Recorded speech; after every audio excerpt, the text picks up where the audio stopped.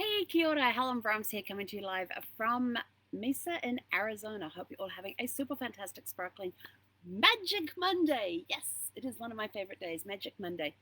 There is magic in the beginning of the week because the magic in the beginning of the week will help you determine how the rest of your week goes. So, what are we talking about today besides magic? Well, from the book Chicken Soup for the Soul, Think Positive, Live Happy, we're talking about serendipity today. Have you ever been to Serendipity in New York? Serendipity 3? It is awesome. It doesn't look anything like the movie. The movie was a really cool chick flick, but they had the outside of on the street there was all absolutely correct. But in the movie, when they showed it, it was this bright, light, airy cafeteria type place. It's nothing like that inside. It's it's an old building. It's got this rustic feel about it.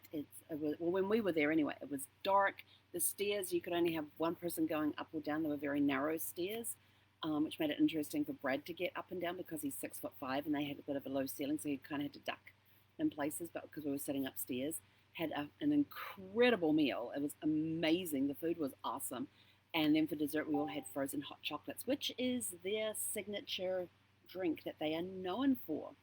Um, but anyway, we're not talking about the movie today. We're talking about serendipity in the book, and I love the quote that goes with this story today. It's got, and I have to make this quick because I've got to get on another meeting in 12 minutes. Um, the quote comes from Gail Lamette Buckley. It says, "Family faces are magic mirrors. Looking at people who belong to us, we see past, present, and future." And I thought, that is such a really cool quote for like genealogy, because when you do look at, when you look at family members and stuff, I mean, I was looking at this, found this, somebody posted online this picture of my great great grandmother along with her daughter, which is my great grandmother, and the siblings and her husband and all that sort of stuff. And I'm looking at it, and Mum says, "Who does that person remind you of?" And I looked at it and I went, "Well, that reminds me of my cousin Catherine. It looks just like her."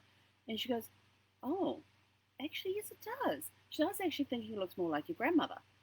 And I was sort of like, yeah, I can see that, but to me, it looks more like Catherine than it does my grandmother.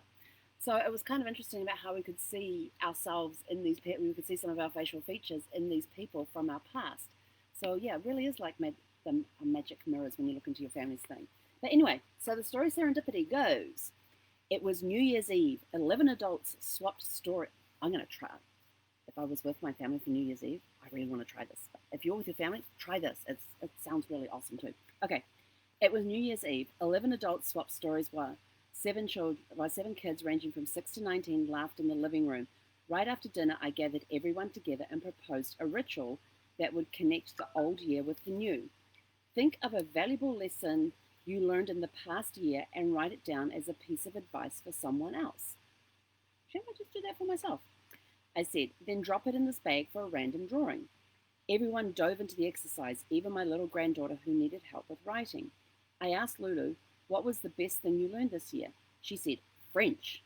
She's in a French immersion program at school. Why? Because it's different. I asked for clarification. So would your advice be to learn French because it helps you think differently? Exactly, said the 6-year-old. Her advice went in the bag with 17 other slips of paper. We all sat in a circle, excited to see what would happen next. Now it's time to think of a goal for the coming year. Say it out loud, then pick a slip at random and read the advice aloud, I said. Let's see if chance advice coincides with your goal. The room was filled with positive energy as each person stated his or her goal, then chose a random piece of paper. It was eerie how well the advice seemed to fit each person's goal for the coming year. Teenager Zach wished for his driver's license, and he pulled a slip that read, "Know all the facts, don't be impulsive. A lack of knowledge can lead to a fatal mistake." Rich hoped to pass a tough accreditation. His slip said, "Don't waste time watching so much TV. It's time you'll never get back." It took a while for the laughter to die down since he's such a movie fanatic.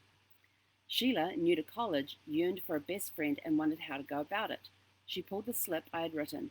One size does not fit all. Discover and encourage individuality. Be compassionate with people very different from yourself. Danielle planned a trip to Europe in the new year, and out came little Lulu's advice: learn French. It helps you think differently. For me, I wanted to teach a meditation/journaling program for prison inmates. I had volunteered to do it in the past and enjoyed it, but I struggled with too many demands on my schedule. How would it be possible? I pulled a slip that read, "Let God fight your battles." I interpret this to mean that the path would open when a higher power deemed the time to be right. My heart simply had to be in the right place, and meanwhile, I could work towards readiness. In time, I came to realize the prisoner who needed stress relief was me. Often we ignore guidance from other people, yet that night, whether it was serendipity or magic or family bonds, the advice we received seemed so tailor-made for us that we all listened, and we were better off because of it. And that was written by Suzette Martinez Sandring.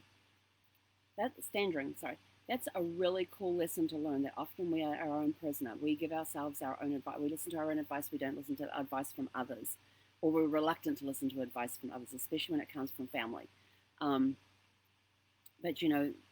when you get that magic of the advice and stuff, and advice is magic. It is. It could be good magic or bad magic, depending on your point of view. But when you think about it, the advice that people give you, they do it from out of love. Occasionally you'll get somebody do it out of spite because they don't want you succeeding as well as you should, or they don't want to see you succeeding better than they do. But, and you pick and choose the advice you want. I have one mentor who always says, listen to what we talk about today when he's doing one of his presentations. He says, I know it's not going to fit everybody. He said, just take what you need and leave the rest. And that's exactly what you do with advice. You take what you need, you leave the rest. But take time out to listen to yourself. Don't keep advising yourself on stuff. Listen to people who are wiser than you. Listen to people who have been where you have been. Listen to people who are doing what it is that you want to do. If you want to become a pilot and you've got a friend who's a pilot, ask them for advice. How do I go about becoming a pilot? And listen to their things. Listen to the good and the bad stuff. Don't just, glamorize stuff and go, oh, this is great. This is going to be so good, blah, blah, blah, blah, blah, blah, blah. You got to look at the pitfalls as well. You got to look at the pros and the cons. There's magic in doing that.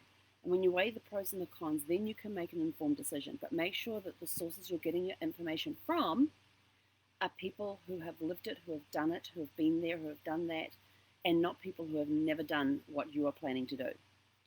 For example, if you're planning to buy a house, you don't go and talk to somebody who's been a renter for 30, 40, 50 years. They have no clue about buying a house. Yes, they can help you on things to look for, but when it comes to the process of buying a house, some of the pros and cons, they've been renting for 20 to 30 years. They've never owned a house. How much advice can they give you about owning a house? Somebody wants to be a lawyer and they're talking to friends who have never been lawyers before, and they're coming up with all the stuff that they have heard. Why not go and talk to somebody who is a lawyer and find out the pros and cons? What field do you want to go into as a lawyer, and go talk to people in that field that you want to specialize in. It's like with travel agents and stuff. There's travel agents and then there's travel professionals. There's a very big difference between the two.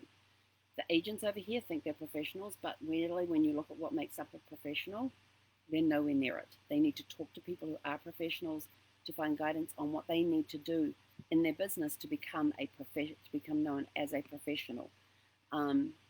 There's a lot of stuff out there. People who are in business for themselves, talk to people who have never owned a business and get advice from them. They've never owned a business. Talk to people who own businesses, that have been there, that have done that have forged through some of the struggles that they went through. So there's magic in finding the right people and finding the right advice, and taking your advice from people who are in the know, not people who think they know.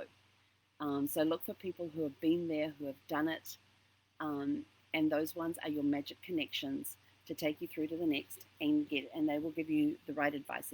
Like I said, if you're looking at starting a business, talk to business owners. If you're looking at studying a network marketing business, talk to somebody who has a network marketing business. If you're looking at doing a brick and mortar business, talk to somebody who owns a brick and mortar business in the field that you're looking to get into, or who may have retired from a brick and mortar business. Talk to those people who have been there, who have done that. They can give you all the pros and cons and give you some good sound advice. Anyway, That's it from me for today. Have a super fantastic, sparkling, magic Monday, and we'll catch you guys later this evening. He konera!